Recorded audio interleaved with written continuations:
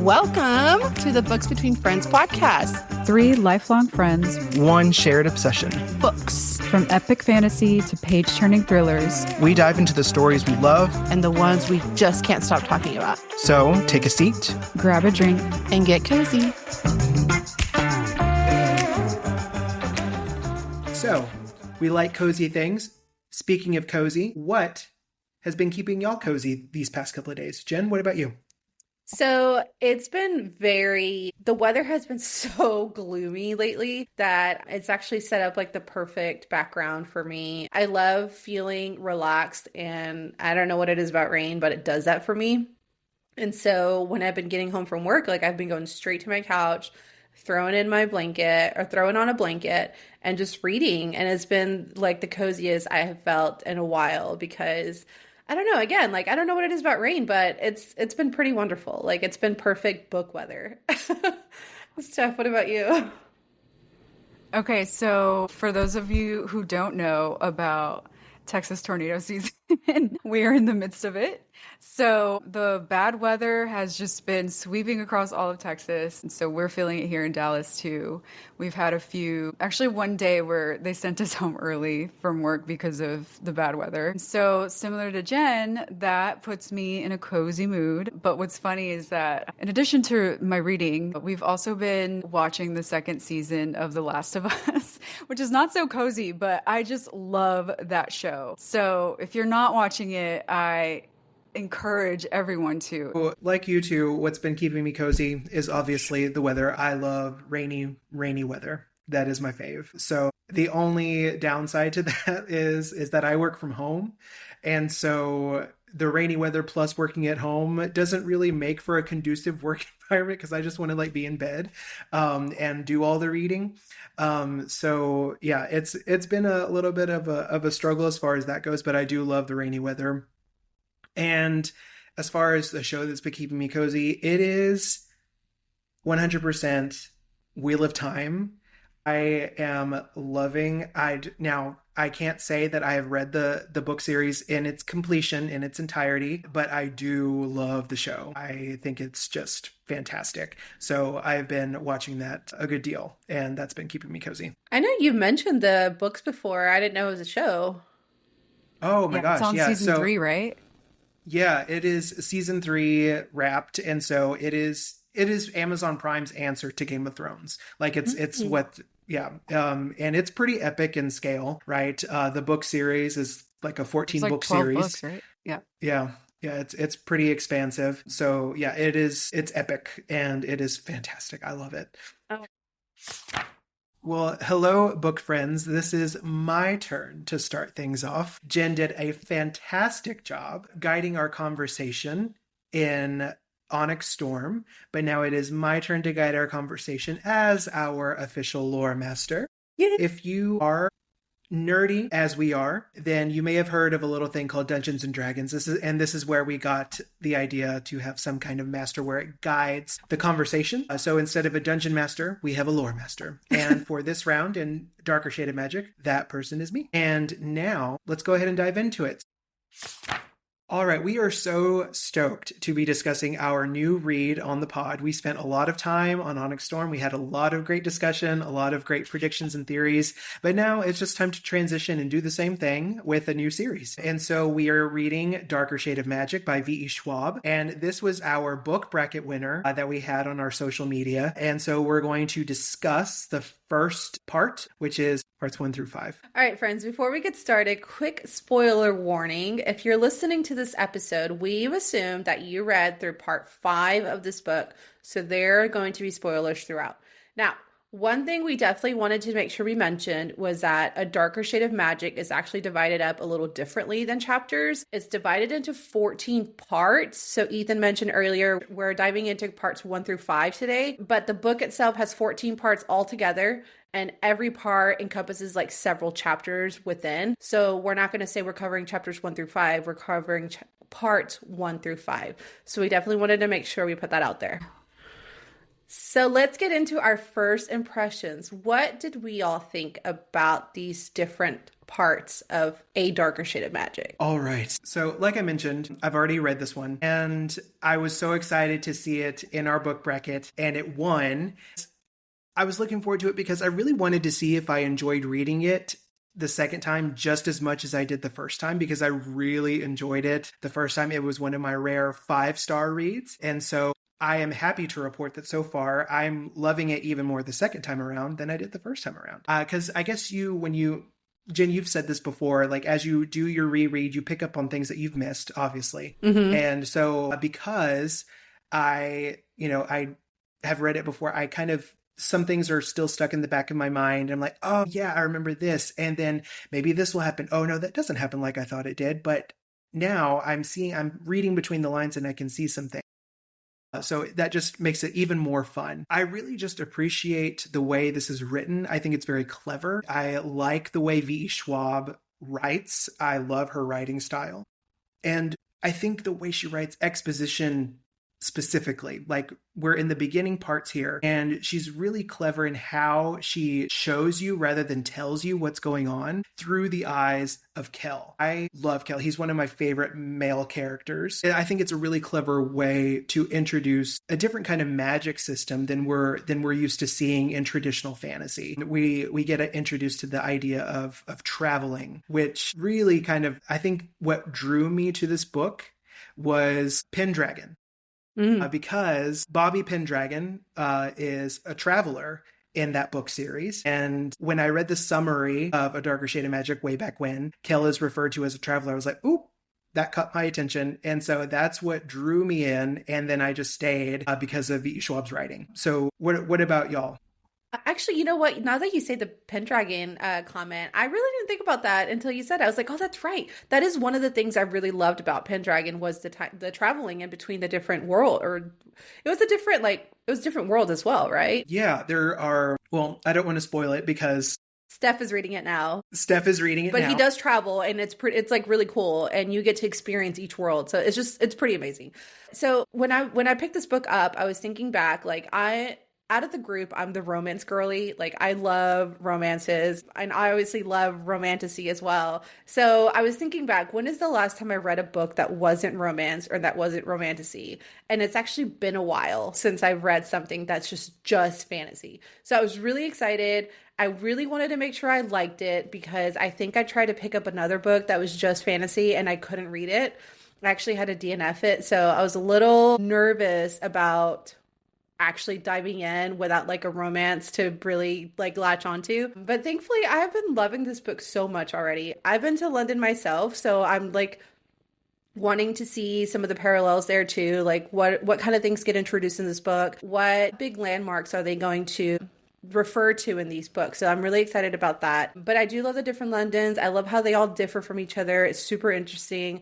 I love how they focus on all the different rulers in each one too. And honestly, I just really like already have so many questions about Kel and the Antari. Like, I'm just so excited to get into this discussion. Steph, what was your first impression? Okay, so this is my first V.E. Schwab book, and so I didn't know what to expect going in. And I really didn't read much on it. I just wanted to like have like as blank of a slate as possible going into it and just like go into it, blindly, basically. And so far, I mean, I also, Ethan, am loving her writing style.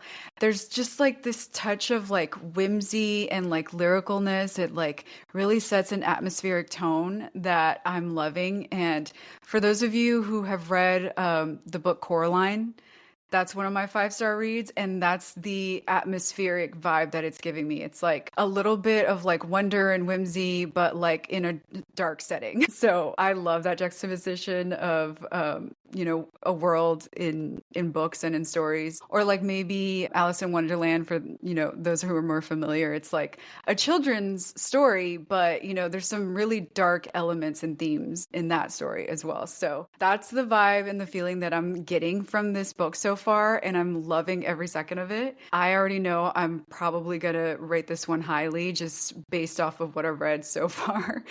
So I'm glad that I went ahead and bought the whole trilogy from the jump. So I'm probably going to continue on after we finish this.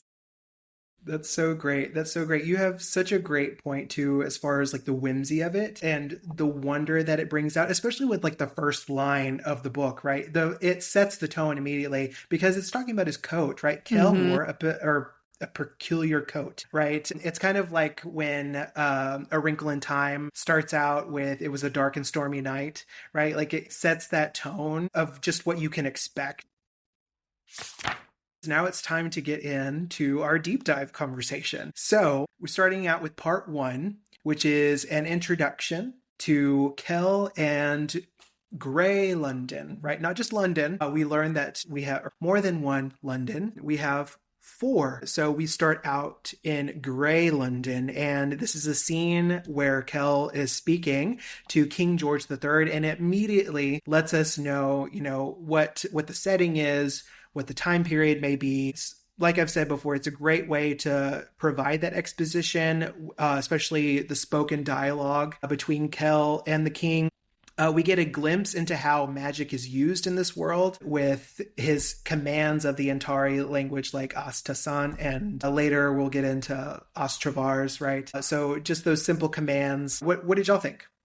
So later I want to touch on the blood magic, and I think that's like later down our discussion. But like initially when I was reading this, did find interesting like his description of the different Londons, like why he named them why he gave them those names, because he gave them those names, that's not what they're called. And so he talks about Grey London just being like this dreary place to be at. And so like I'm imagining back where, like smoke was everywhere and it wasn't like a vibrant city or anything like that. So that's kind of where my imagination took me. But in the beginning, just to be clear, Grey London doesn't have magic, correct? Like this is one of the Londons that doesn't have magic. And I know King George was even saying, "Oh, give me a coin. I feel the magic slipping from this one." Because I don't want to name off all the different Londons until we get to them. But specifically since we're starting with Grey London, that's one that doesn't have magic.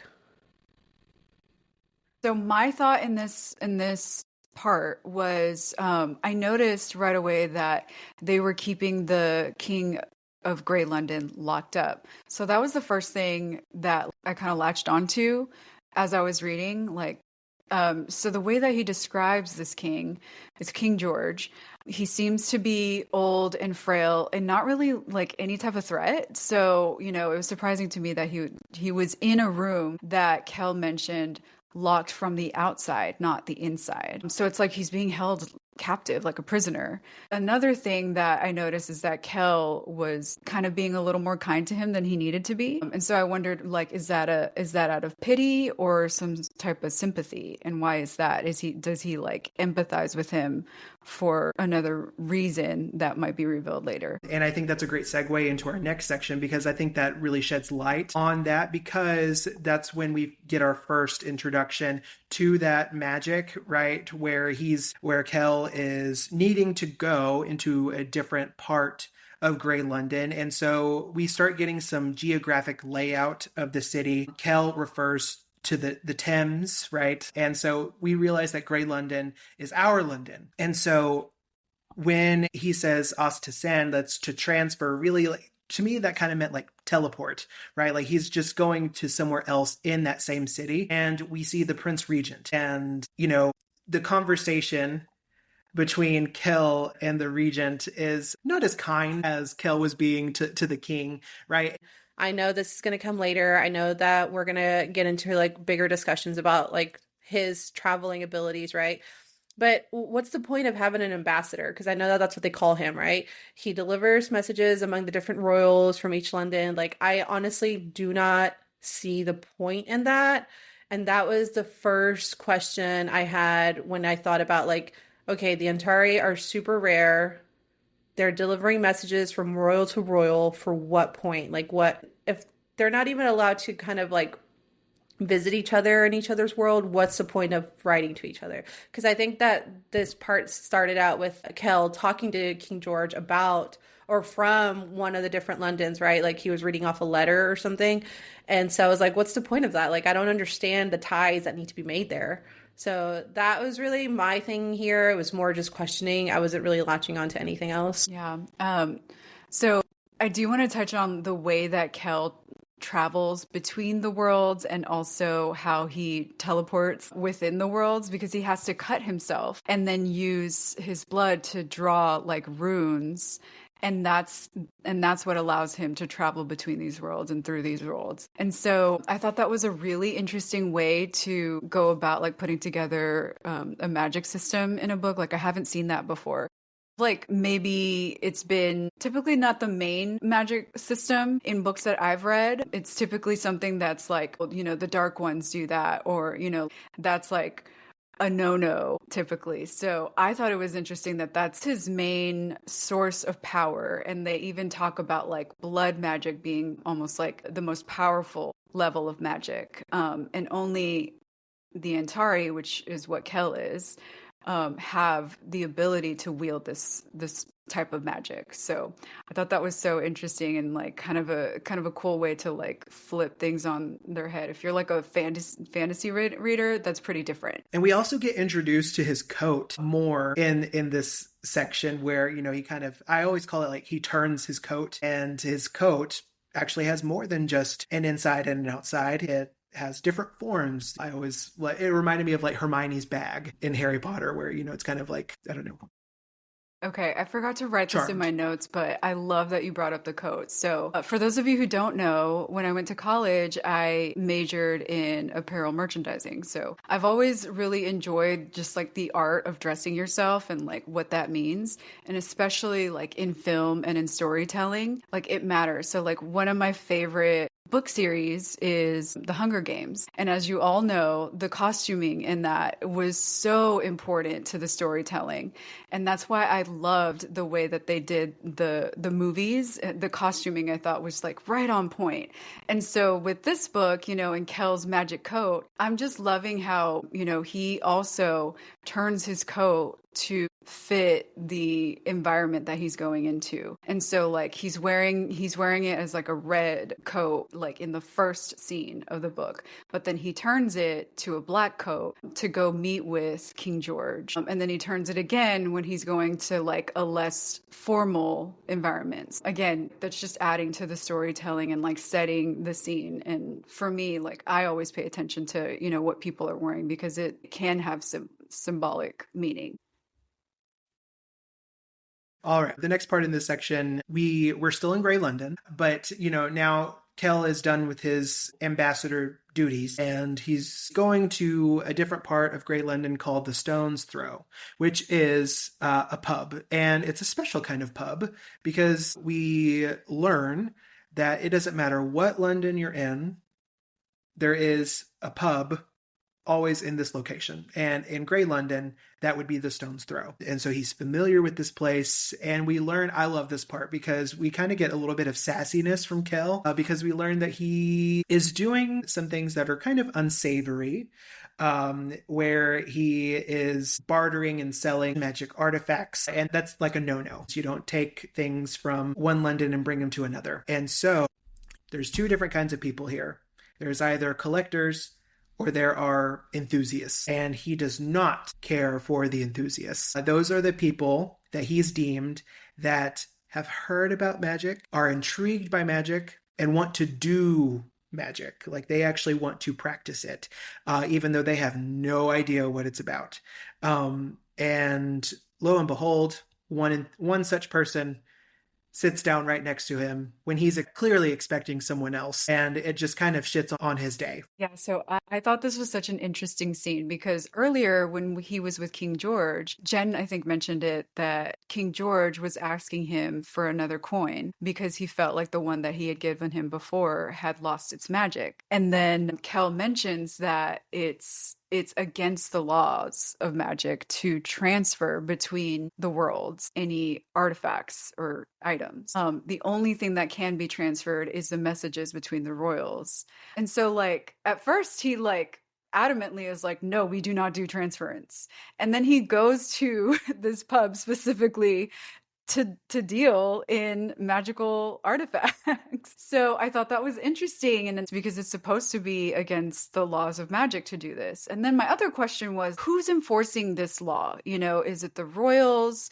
And what is the consequence of doing this, if the royals find out? Or is it magic itself that'll, create some type of punishment for doing this? But we find out that Kel's been doing this. Like he does this regularly. So I'm interested to see what may come about from all of these transferring of items. So for me, I kind of had the same question that Stephanie mentioned about the transferring of items. Like, what is it that happens when you transfer items? Can they tamper with the magic itself? Especially since some of these Londons don't have magic. Some have magic, some don't. Some have it more tame than others.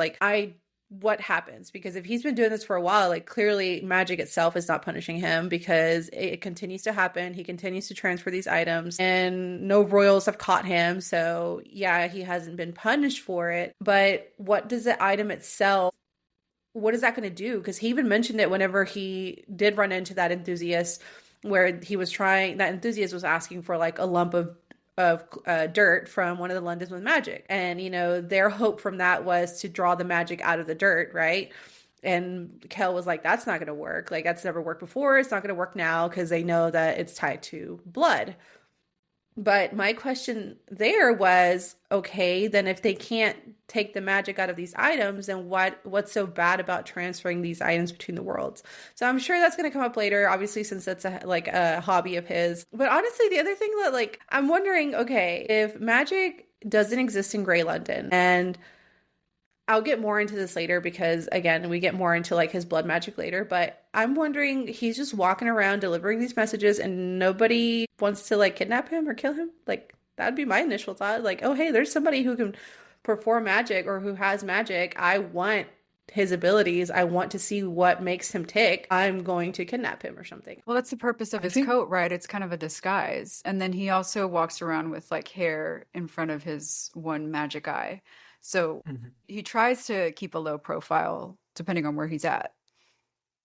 Yeah, and I think too, something that I really loved in this section, as Kel is talking to this enthusiast, right? He has this, what he basically calls a toy back home. It is this artifact that has, 6 different elements to test back where Kel is from, to test, a kid's magic ability, right? To see what kind of element they may be drawn to. He mentions all the different elements. You have, air, fire, water, earth, and then there's also another one of bone. And he says bone is the most difficult and for the most talented magic users, right? Basically, is what it comes down to. And then the enthusiast is like, well, you know what? I can't. He tries. He looks stupid. He's trying. He holds out his hand. He's muttering some kind of incantation to himself. And through Kel's inner dialogue, we learn oh, magic doesn't really require that. He's already told, or he's already, talked to himself in his head that, bone is the most difficult, right? And the enthusiast calls him out. He's like, you're this is probably all fake anyway. You're a poser, basically. And Kel's like, oh, am I? And so he kind of peacocks a little bit. And he starts using not just one element, but all of them, including bone. So we realize that Kel is the real deal here. All right. So that kind of ends our Grey London section. We automatically get pivoted into a different scene, a different setting of 2 guards that are gambling. They're kind of being lax in their duties a little bit, but it's because Prince Rai has allowed them to do it, right? He's kind of this cool prince that's, on the level. And one guard leaves, but when he returns, he's caught off guard by seeing that his counterpart is no longer there. And so he kind of gets a little suspicious. He goes to investigate a little bit, but then he can hear voices, and so he goes to investigate. During that conversation, he realizes, I recognize the other voice. One is Prince Rai, and the other one is Holland, who we learn is another Antari, the Antari from the White London. And during that convo between Rai and Holland, we learn that taking items, again, across worlds is illegal.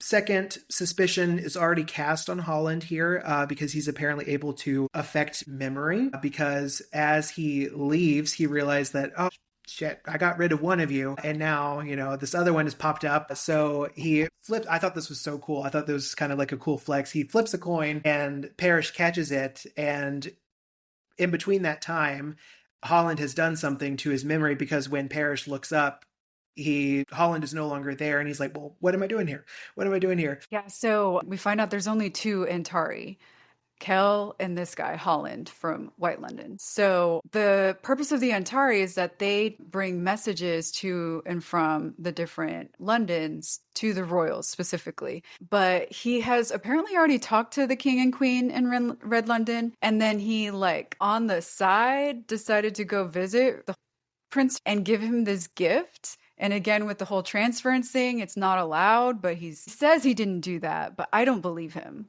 And he says it's from the king and queen of White London. And I'm like, why did they want to give him a gift? And what is this gift? Then he mentions that it's for strength, but we don't know what it is. And so I'm immediately suspicious of this. This is odd. This is off. And even the guard, when he notices that Holland is there, he's 2 weeks off from his regular rotation. And why is he in the prince's chambers and not with the king and queen? So yeah, all of this is off. The vibes are off, y'all. Yeah, I didn't like what was going on here either.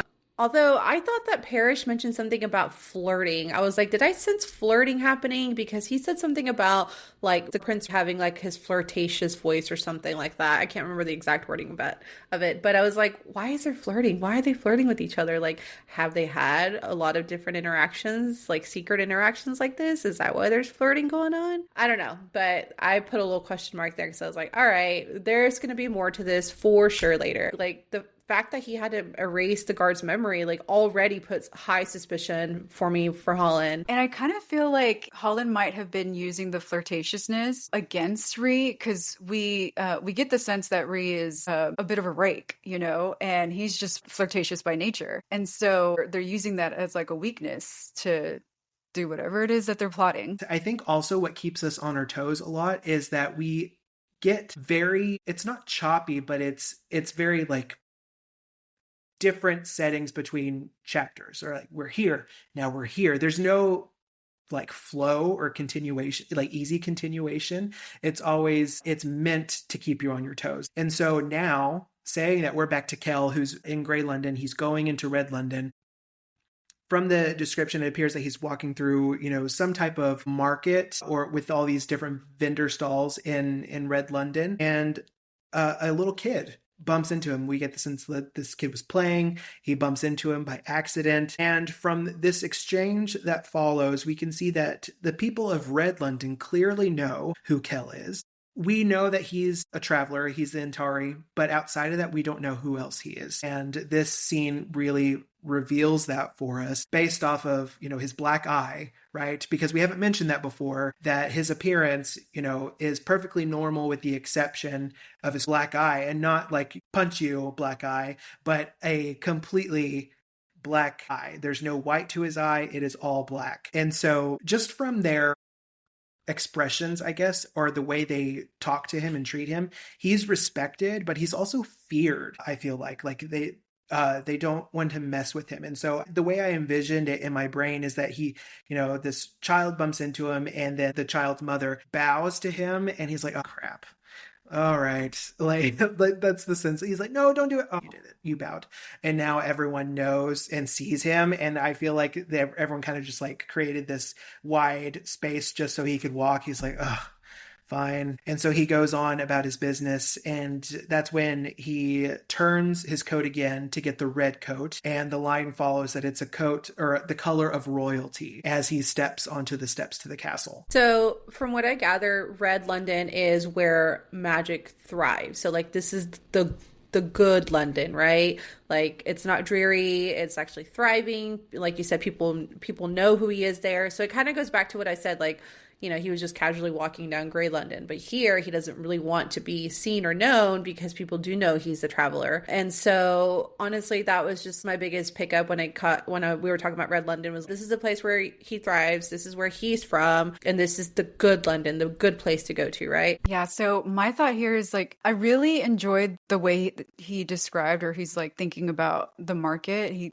talks about it coming alive, and it's like around their river. That's like the heartbeat of where the magic comes from in Red London, and it glows red. So if you're thinking, this red river that's casting a red light on this market at night, and it's hustling and bustling, and he's trying to keep a low profile, just walking through it. And then as soon as he's found out, he said the way he describes that he can sense this tension, just like a ripple effect across the whole market when people realize who is walking among them. And then he thinks to himself, like, he's really uncomfortable with this type of attention. He was trying to avoid this. And then he thinks to himself, like, his brother thrives in this type of attention. He loves it. And so I almost got the sense he feels like the black sheep in the family. And so I latched on to that. He doesn't feel like, even though he's considered a royal and he's revered as the Antari, in Red London, he feels like an outcast almost. Well, that really goes into like the next part too, because that's kind of what I want to talk more about.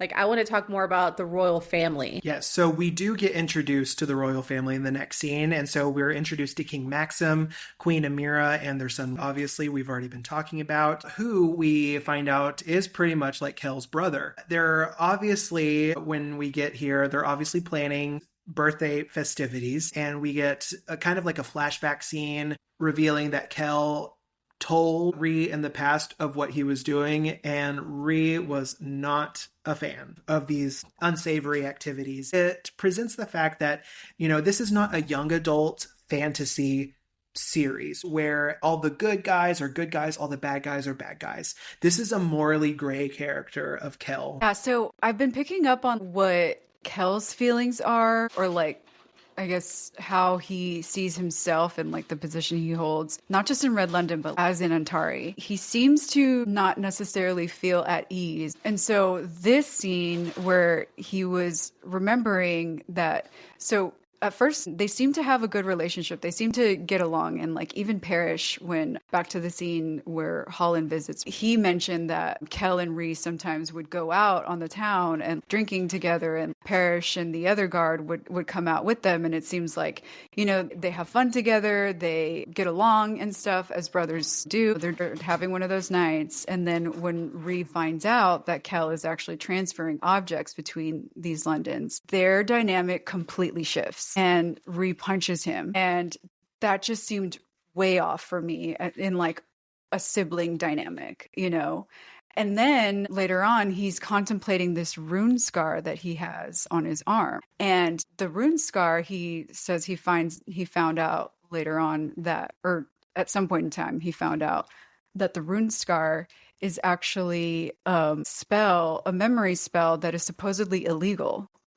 So Kel doesn't really know where he got adopted from. He doesn't know anything about his previous family before he became a royal and was adopted by the royals. And even in this interaction, when he finds out about him transferring objects, tries to make him feel guilty. Like, do we not provide enough for you? Like, we've taken you in as family, and just like really condescending in a way. So now we know, like, he's an adopted son to the royal family, but he seems to be more of like a possession of theirs, which is odd to me.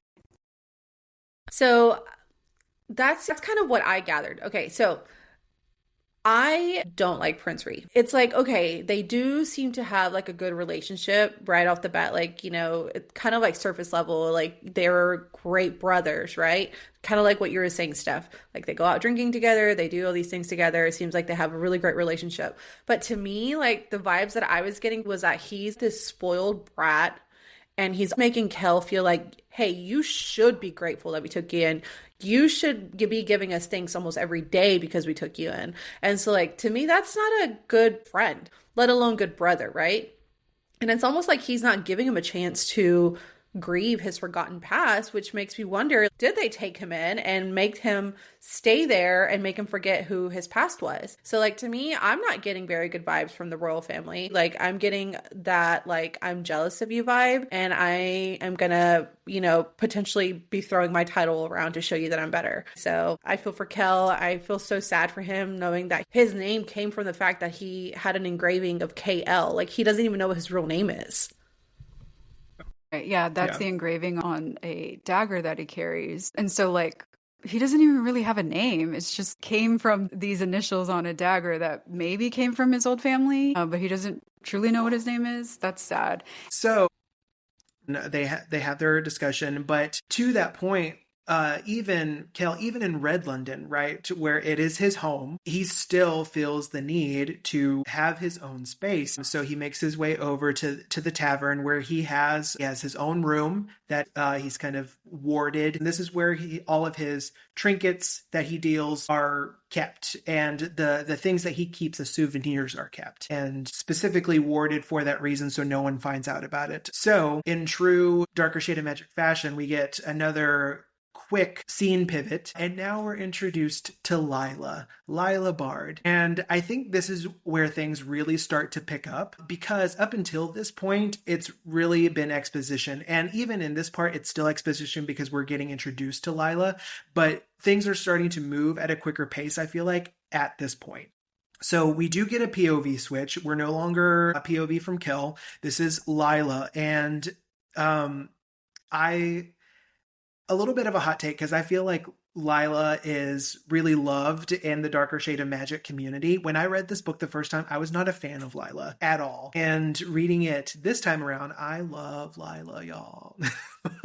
I do. I think she's scrappy. And I love the first line that introduces us to her, right? If a thing is worth having, it's worth taking. And that is clearly the rule that she lives by. And so she has an interaction with the constable of the town, who thinks that she's a man because of the way she's dressed and the way her hair is. And Lila's being a little sneaky, right? She doesn't want to get caught. The constable begins a conversation with the very thief that he is warning her about.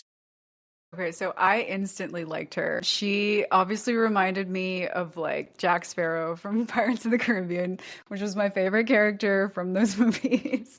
So she fancies herself a pirate, but she just needs a ship. That's the one thing she's missing, which I thought was just so funny. And then she took pride in the fact that this constable was warning her about this, what do they call him? Like the shadow thief or whatever.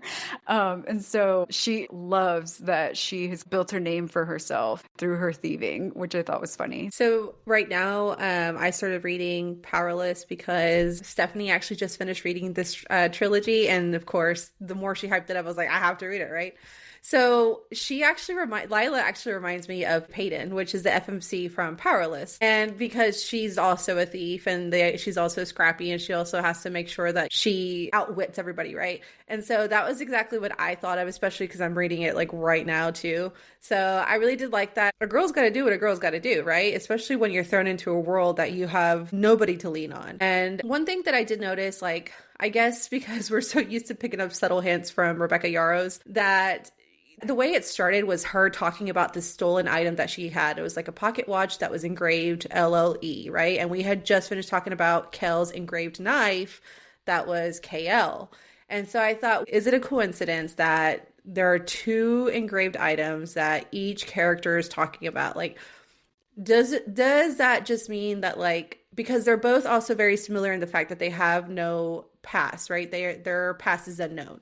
And then they're both having these engraved items in their hands. So I was like, okay, what are we foreshadowing here? Like, obviously these characters are going to come together in some way, but what's going to happen, and what is the significance behind those engraved items? Yes, I think... Well, she stole that off of someone. So what if it was one of the items that he transferred?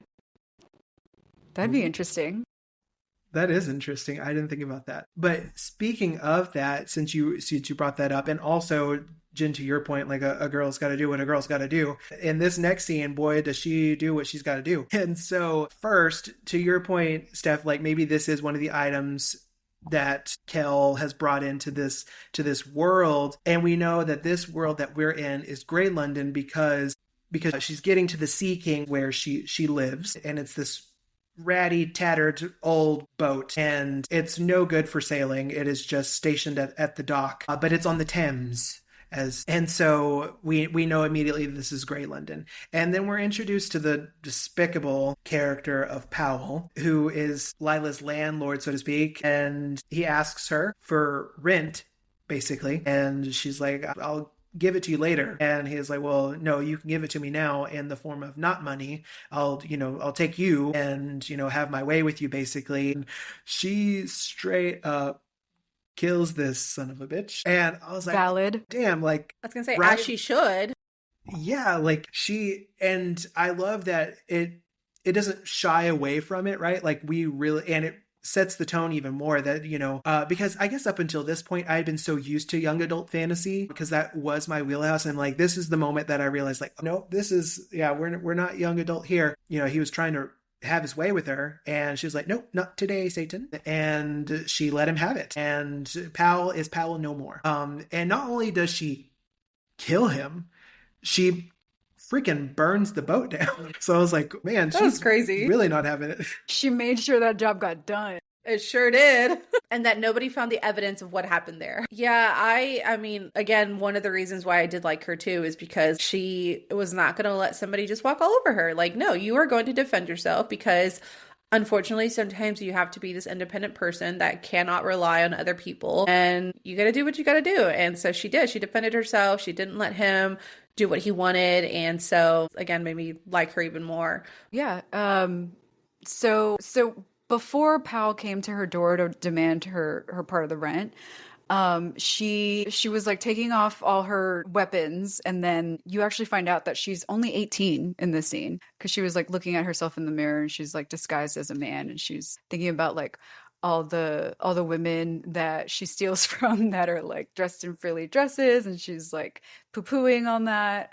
But she's like also going through items that she has stolen, and one of which is a map that she mentions is not labeled. So earlier when Kel was in his room where he keeps all his trinkets and items that he's traded for, he mentions there's 3 maps of the different Londons that he travels between. And so something that's interesting about these worlds is that like in each of these worlds, like the country that London is in is a different country, but each one of them has this city called London, but the river in each one is named something different, and the different landmarks are named different things. And so back to the scene with Lila where she's looking at this map and she says it's her favorite item, but it's unmarked. And so again, I'm wondering, is it one of the items that Kel transferred? Because she stole this map off of someone, so no telling where it came from. And so I'm wondering if it has some connection to Kel. Well, I'm wondering now that you said that Kel had the different Londons on his wall, like he had the white, the gray, the red London, like, is this one Black London?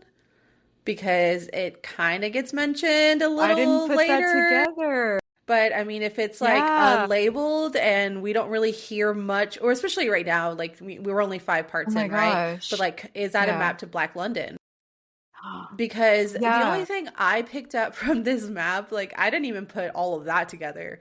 I didn't put the fact that like Kel had maps and everything. Like that wasn't a piece. The only thing I kept thinking was this is just like foreshadowing that Lila's going to have a huge adventure. That was it. That was literally like the only thing I was thinking of. I was like, oh okay. Yeah, she's going to have a great adventure. Like this is what the map foreshadows. I bet you're right though, because in Kel's room, he only had red, gray, and white London maps. And he had mentioned before that there used to be a Black London, but something happened with the magic, and that's why now there's no transference allowed between the Londons because of whatever happened in Black London. So like, oh my gosh, maybe it is the map to Black London. And she has no idea what it is because like the people in Grey London, for the most part, besides the royals, don't even know that there's other worlds where there's like parallel Londons, you know? Right. That's crazy. No, I'm so glad we started this podcast because I cannot tell you that I didn't put any of that shit together. I'm like, oh my gosh, it's just fate that like I picked up on the maps, right? But it's just magic. Like she just found this map by magic and like she's just destined to have it and she's destined to have that locket. But I never made any connect. I feel so stupid. But I love the idea that it could be the map of Black London. And so let's break that down real quick because we've been mentioning these Londons, but we haven't really explained it much. So there is Grey London, right? Mm-hmm. And this is the London that has no magic, which is, it's our London. And then where Kel is from is Red London. And that is where magic thrives. Magic is alive, it's well, it's healthy, and people use it and is just there. Then we have Black London, as we have mentioned, and Black London is a question mark. There's no traveler from Black London. We just know something bad happened to Black London. Mm-hmm. And then there's White London, which we're going to talk about in just a minute. But White London, I kind of love to hate. I love how each London is its kind of its own character, right? And White London to me is Umbridge. Like this is the Umbridge character where I kind of love to hate White London here because we learn that yes, White London has magic, but it's starving for magic. And when people have magic, it's like the wild, wild west over there. It's Game of Thrones. Being king or queen is up for grabs in White London, and you become by showing your force. But before we leave Lila, we get introduced to another character that's very important to her, Baron. Baron is the tavern keeper of the Stone's Throw. And we learn that has a history with Baron, that she lived in the Stone's Throw for a little while, but she took to her thieving ways. She's also morally gray, and Baron was not a fan and said, you can't do that and live here. So you need to go somewhere else. But after her interaction with Powell, he's like, you can stay here, but no one here at the Stone's Throw is a target for you. Like you're not going to steal from anyone here if you're going to stay here. And so she accepts, and that's kind of where she takes refuge. So again, the story turns just like Kel's coat, and now we're back to Kel. So this is a training scene that Kel is acting as tutor to the prince in magic. And we get the sense that magic is a struggle for the prince. It doesn't come naturally to him as it does to Kel, but it is a little interesting. And then we transition to King Maxim comes out and he gives Kel a task to go to White London, to deliver something to White London. And Kel's like, I don't want to go to White London, basically is the attitude that he has. But of course, being the dutiful ambassador that he is going to go. And this is where we are introduced to two more characters that honestly scare the shit out of me. Like, I think they are so cool, but I also never want to meet them.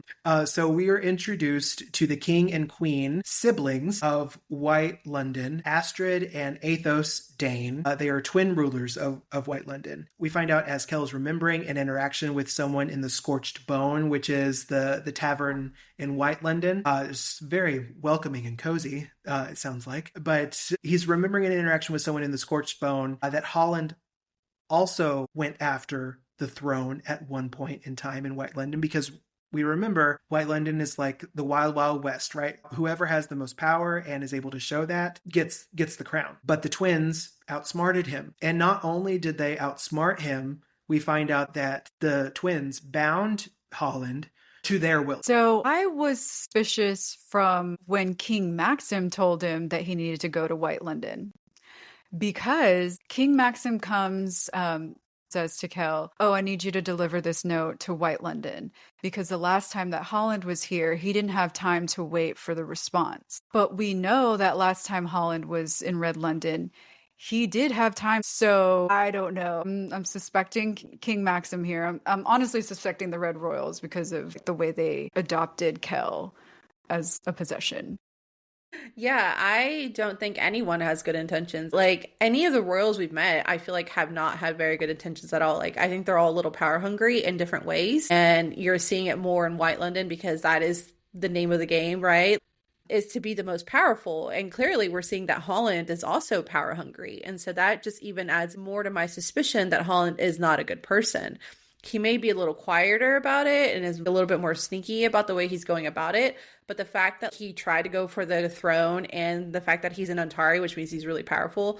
So we don't go see Astrid. Like this, the next scene is not Astrid. We go to Athos, who is doing some freaky stuff. So Athos, he's trying to exert his dominance over this group of people, and this poor kid is trying to defy him, and he shows defiance in his eyes, and Athos was like, you're my next experiment. And he's whipping this kid for showing defiance. And then he just realized this kid is like, you can do whatever you want. Like, I'm not backing down. And it was like, I believe you. So here's what I'm going to do. And so that's when he starts carving this rune in this poor kid's chest. And through the use of magic, we now know how they have bound Holland to their will, because this is exactly what they're doing to this kid. With this rune, this kid can't think for himself, right? Like whatever Athos says for him to do, he's going to do now, whether he wants to or not. It's not in his control.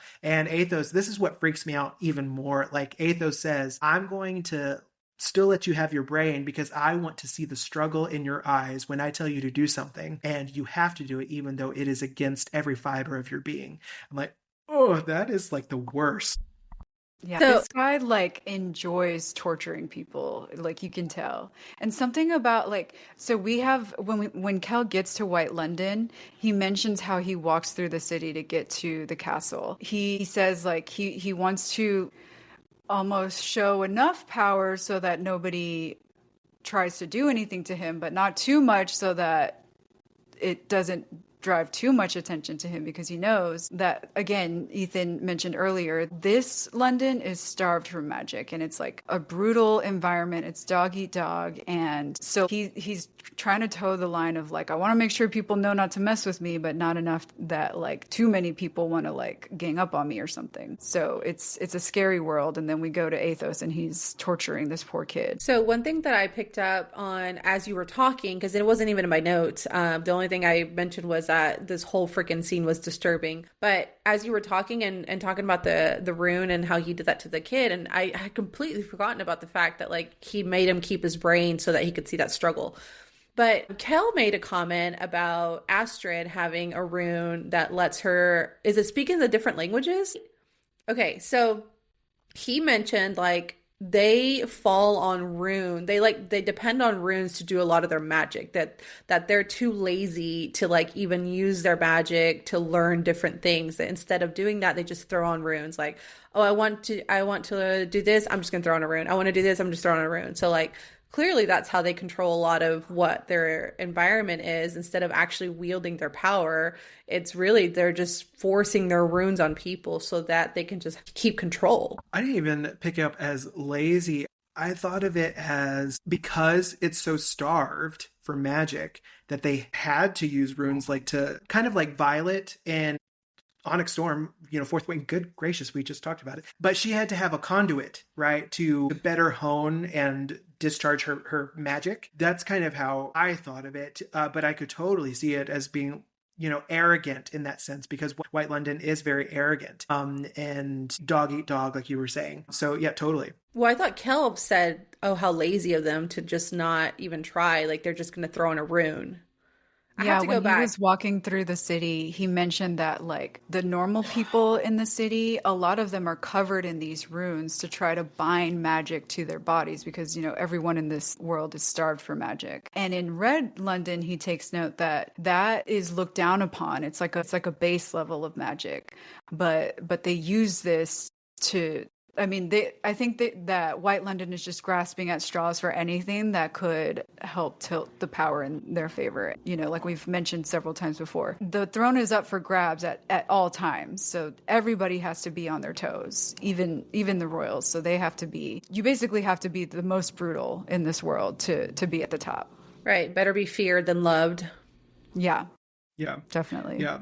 So that's Athos. Next, we get introduced to Astrid, who's just as freaking scary. And what's impressive is that she doesn't really do much in this scene, but just the way she's speaking to Kel, the way that the environment is described, because Kel's walking into the throne room to go see her, and he thinks to himself, like, the floor is like ivory, and he's like, gosh, it's rumored that, you know, the bones of her foes are what create this floor. I'm like, I don't want to walk on this floor. Like, that's creepy. It's so creepy. And we get the sense that Astrid maybe even feared by her brother a little bit, just because of how he's talking to Holland at the end of his scene, torturing that poor kid. And he's like, well, let's go try to rescue Kel from my sister, is what he said. I'm like, ooh, like if you're this scary and you're saying that about your sister, I can only imagine. And so she reminds me, the way she's written, she reminds me of Charlize Theron in Snow White and the Huntsman.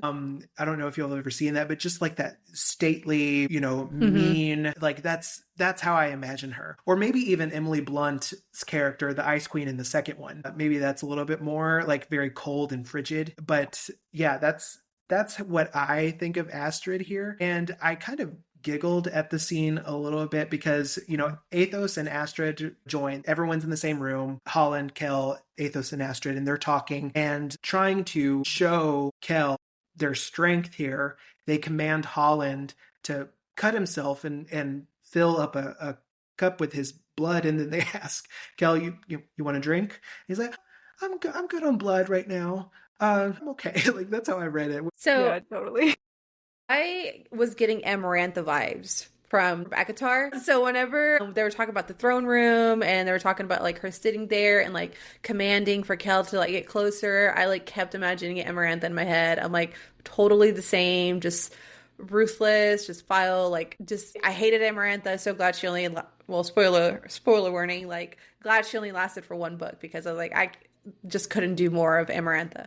But I obviously power play here, right? That's exactly what I got from this. But now I have like a question about the fact that like with the blood, like, okay, drinking the blood, is that to keep, because they drank the blood after Kel said no, is that to keep their own power going? Like, since the Antari used their blood for magic, if you can drink the blood, or if you can take the blood of an Antari, does that kind of give you some kind of magic from that? Like, does that give you some kind of power? And if so, like, why are they not being hunted down, right? Are they getting something from it, or is it just a power? I think they do, because when they describe her appearance, specifically Astrid, so her skin is pale, like paper thin, he describes, and her veins are turning black under her skin. So I think it's corrupting their bodies to be doing this, but I think they are doing it for his power. Like, I think maybe consuming it, maybe not, you know, permanently, but for, you know, maybe a short period of time gives them some like boost in power or something, but it's definitely at a cost. Like, she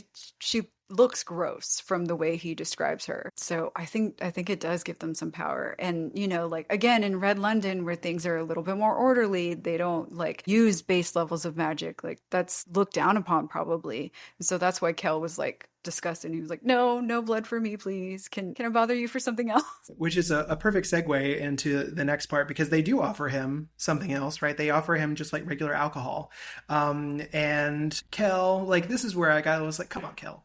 Like, you've got a job to do. And it confused me, because I was like, you already don't want to be there. And you're extending your stay basically by not just drinking one of these drinks, but he has multiple, and he gets drunk. So he's had his 2 drinks. He's clearly intoxicated. He's walking the streets of White London, which is fairly reckless, because we get the sense that it is the Wild Wild West. It's dangerous there. And he's stumbling through these roads. A mysterious woman approaches him, right? We don't know who this woman is. We don't see her face, but she seems to know who Kel is, that, you know, he's an Antari. She asks him to deliver a letter, and as payment, she places something in his hand. So she knows how he likes to be paid. He doesn't want money. Before Kel is able to say anything, he looks up and the woman is gone. I'm just looking at all of this with suspicion. I feel like there was something in the drink that they gave him, because he takes a glass and then he like just shoots it basically. And he was like, I didn't mean to do that.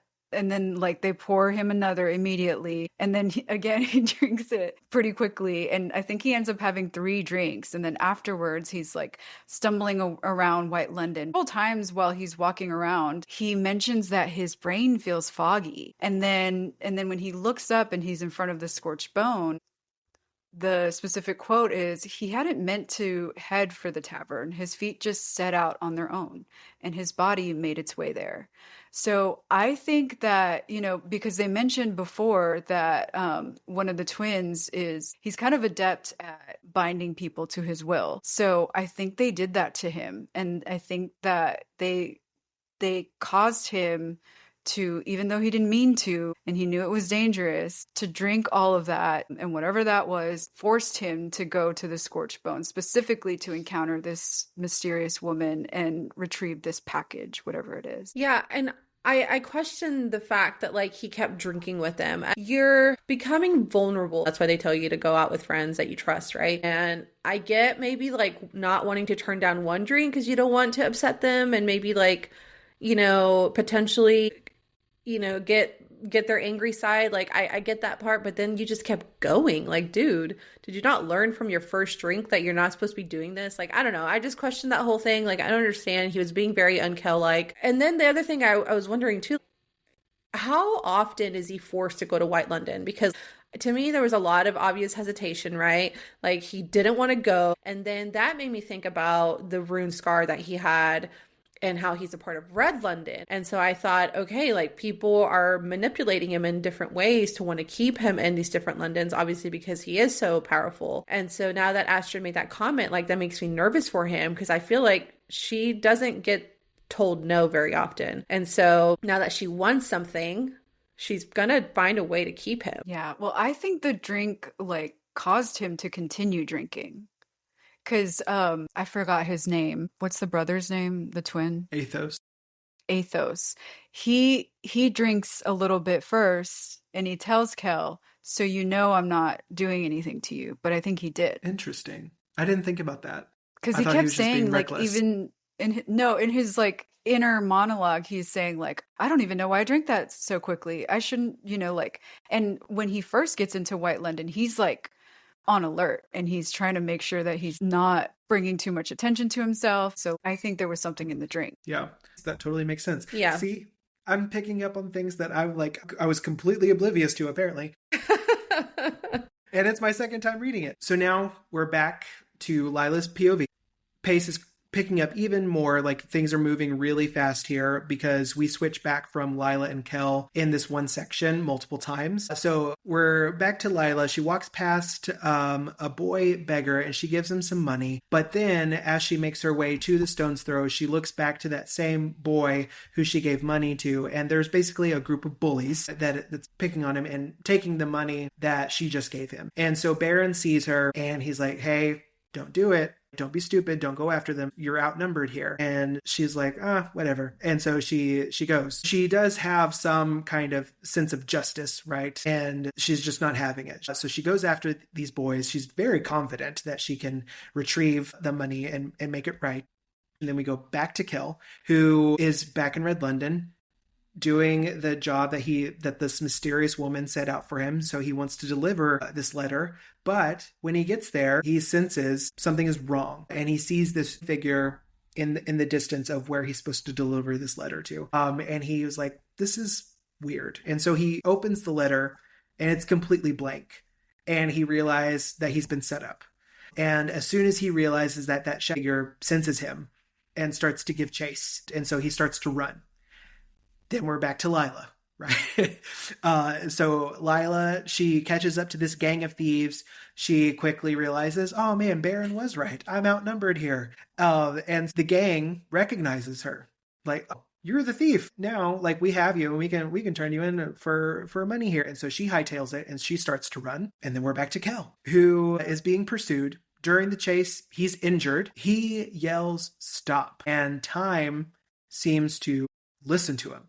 So he notices that time has stilled. And that's the only way he was kind of able to break away from his pursuer. The reward Kell earned from the mysterious woman from White London is a small black stone that's thrumming as Kell yells stop. So this is enough for Kell to get away and travel to where these figures can't chase him, which is another London. We learn that it's Grey London.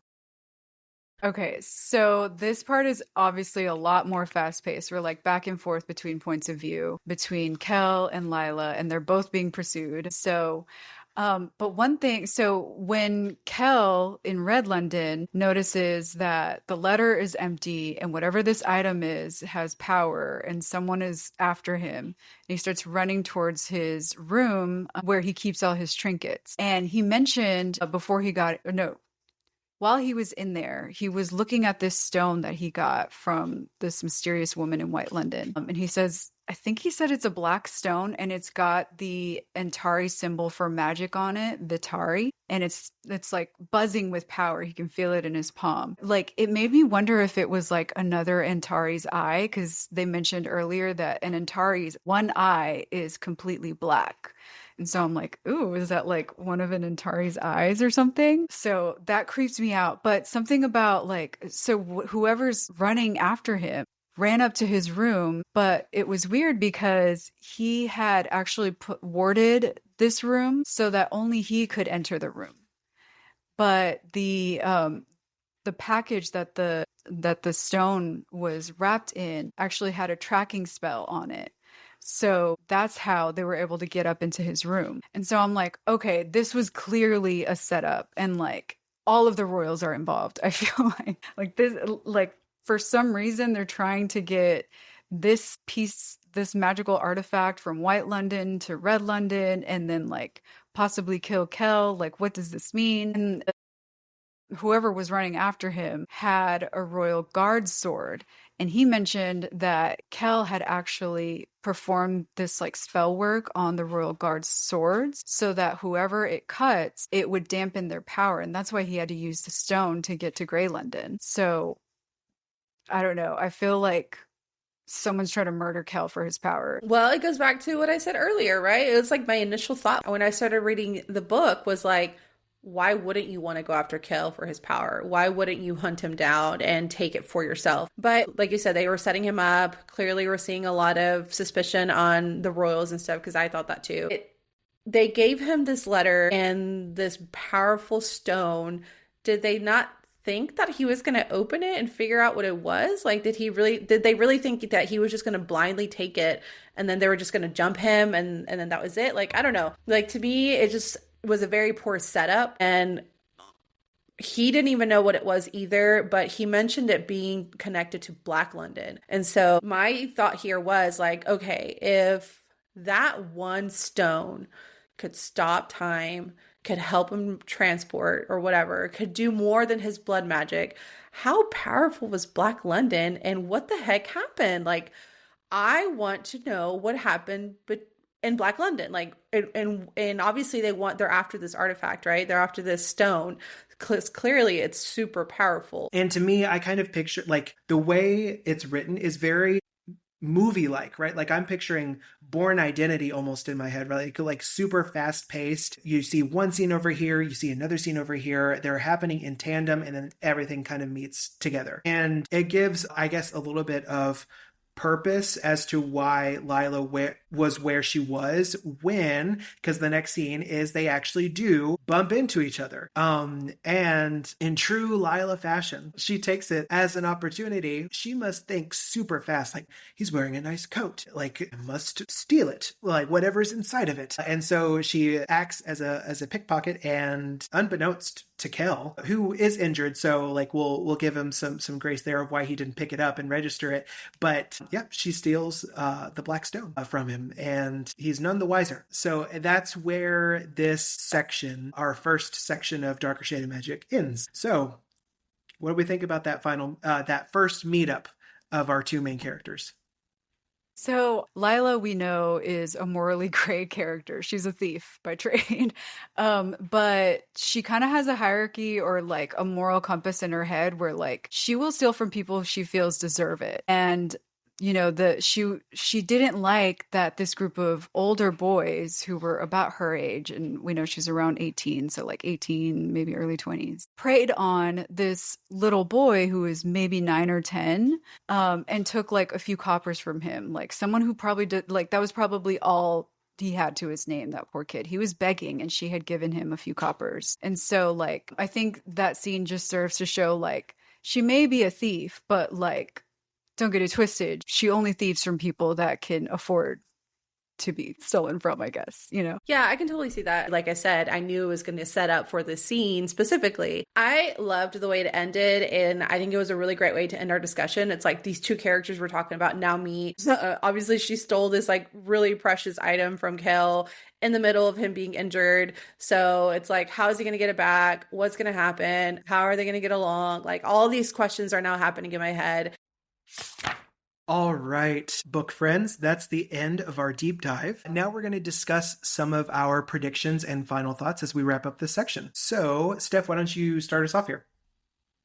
Okay, so I think I already mentioned this before as we were talking about what happened with Kel and that weird stone. But I think that the royals from White London and Red London collaborated to set Kel up. Because and I think that specifically because him obtaining the white stone or the stone in White London, like obviously the Dane twins maybe mix something into his drink to cause him to go encounter that woman. But then also, like I mentioned, King Maxim said to him that last time Holland was here, he didn't have time to, take this note back to White London. So I need you to take it now. And then also the people who were pursuing him all had those royal swords. So like a member of the royal family would have had to provide that to them. Also, the people who were pursuing him, they had been like a spell had been put on them because he noticed that they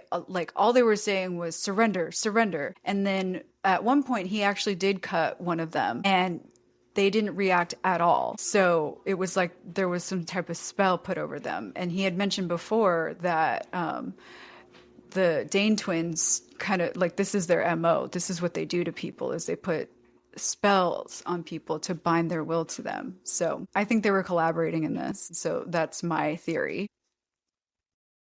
So my theory is I think it was Holland and Ree who set him up specifically. Like, I mentioned earlier that I think all the royals are suspicious except for King George.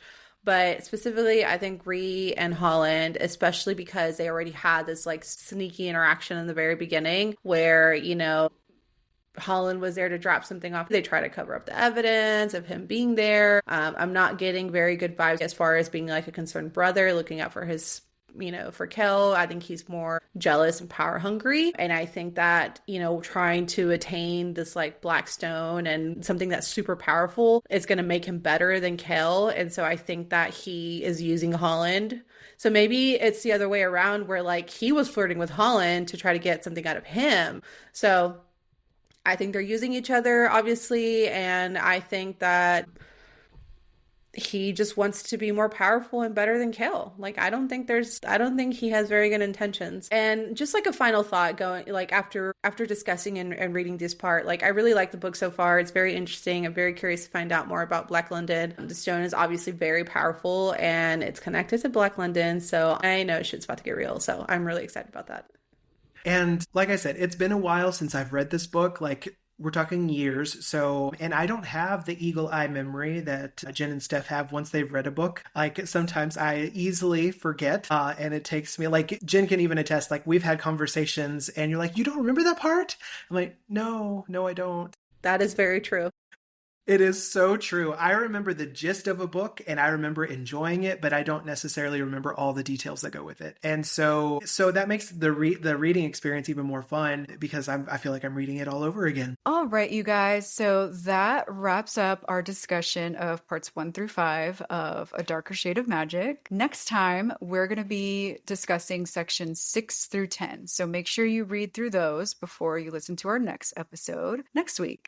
And then please remember to to interact with us on social media. We are Books Between Friends Pod on all platforms. We would love to hear your thoughts and theories and predictions as well. So, comment, let us know what you guys think. And we look forward to hearing from you guys through all of our social channels. And then we also want to say we were so excited to send a free copy of A Darker Shade of Magic to one of our book friends. And, y'all can still participate in this. So make sure to find our link in our bio or our link tree. And if you see the link that says read along list, that's what we're talking about. We are going to be giving away one free copy of every book we review. And our next one will be The Nightingale. So please go ahead. And if you haven't already filled out our read along list, do so. You might get a free copy of our next book. All right, friends, the journey through the Londons is about to get a whole lot messier. Our favorite magical duo faces new enemies, impossible choices, and some seriously intense magic. There are secrets unearthed, powers tested, and let's just say, not everyone plays fair. Grab your coat, steady your nerves, and get ready to step through the next door, because things are heating up and there's no turning back. Don't miss the next episode of Books Between Friends as we dive deeper into A Darker Shade of Magic by V. Schwab. That's a wrap for Books Between Friends today. Thanks for listening, and we'll catch you in the next chapter.